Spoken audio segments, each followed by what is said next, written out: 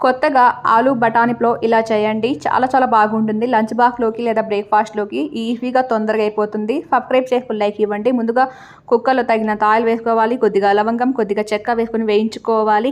ఇంకా సన్నగా కట్ చేసుకున్న 1 కప్పు ఆనియన్ వేసుకొని ఇలా గోల్డెన్ కలర్ వచ్చేలాగా వేయించుకోవాలి. ఫ్రెష్‌గా 1 టేబుల్ స్పూన్ అంత అల్లం వెల్లుల్లి పేస్ట్ వేసుకొని గబగబా కలుపుకోవాలి. ఇక 4, 5 పచ్చిమిర్చి మధ్యలో కట్ చేసి వేసుకోవాలి.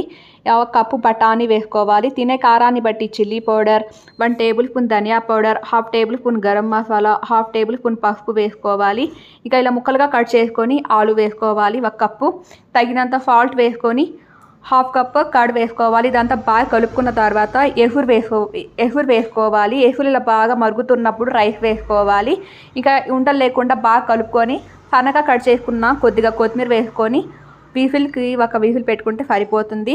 ఇక వేడి వేడిగా తింటుంటే చాలా చాలా బాగుంటుంది. తప్పకుండా ట్రై చేయండి. తొందరగా ఈజీగా